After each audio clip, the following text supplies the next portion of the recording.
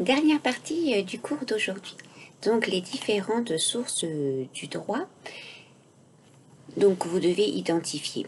Dans les situations suivantes, indiquer si la source est nationale ou internationale, puis indiquer la source du droit concerné. La situation. Le maire de la commune de Vernon a décidé d'un arrêté pour ne pas utiliser le terrain de football à cause des pluies. Donc ça, c'est une situation qui est sur une source bien sûr nationale, hein, et la source concernée, ça va être des actes administratifs. Bien sûr, le maire peut tout à fait interdire d'utiliser le terrain de football. Eh bien, il n'y a plus, le terrain est très glissant. Si quelqu'un se blesse sur le terrain, il est responsable et il n'a pas envie de prendre cette responsabilité. En septembre 2017, le président de la République signe une ordonnance en matière de durée du travail, donnant une primauté aux accords d'entreprise sur la durée du temps de travail.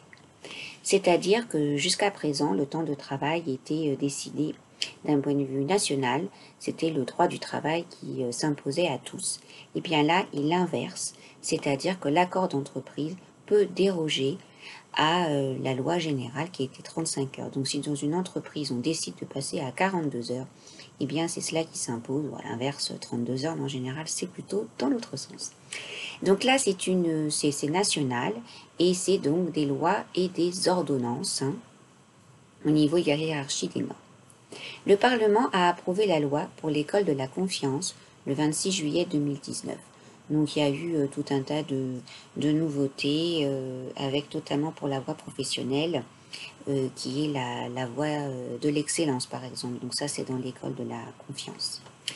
Donc ça c'est une source nationale, bien sûr, c'est quelque chose qui se fait en France, et c'était aussi la loi et ordonnance. Le Parlement européen vote plusieurs lois en faveur de l'écologie en 2019. Donc là, Europe, eh bien, ce n'est plus chez nous, donc c'est international, et ce sont des normes internationales.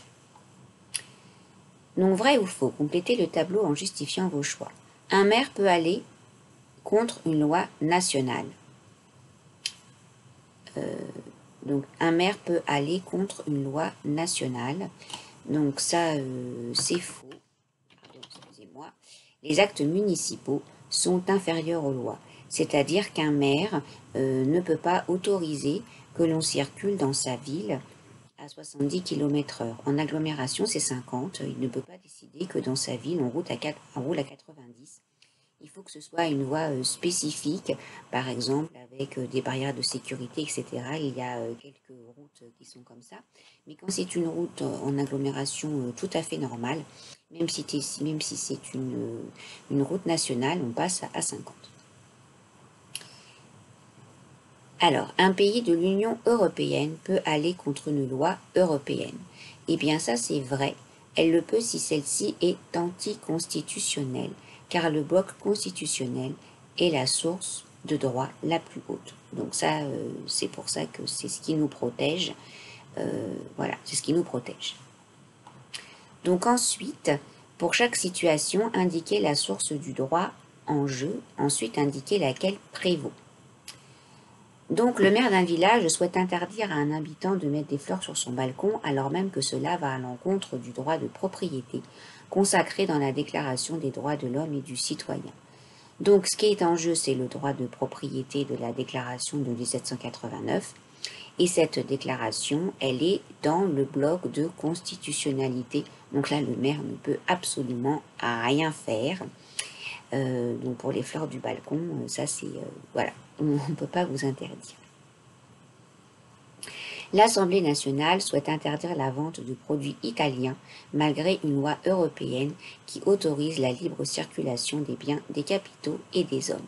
Donc ça, la source en jeu, eh bien, c'est la loi européenne, et la source supérieure, c'est la norme européenne, puisque nous avons ratifié la libre circulation des biens, des capitaux et des hommes. On ne peut plus interdire venant d'un pays, sauf bien évidemment si ce sont des choses, par exemple, s'il y avait du poulet aux hormones, c'est interdit en Europe, mais imaginons qu'un pays fasse du poulet aux hormones, eh bien ça c'est interdit, comme le maïs transgénique. Enfin, il y a tout un tas de produits qui sont interdits, et si jamais eh bien, un pays européen en fabriquait, on ne pourrait pas les importer.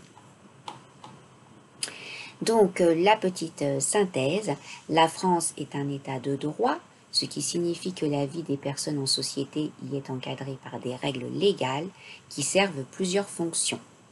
Donc, un état de droit, c'est un système qui caractérise un régime démocratique dans lequel le respect de la légalité prévaut.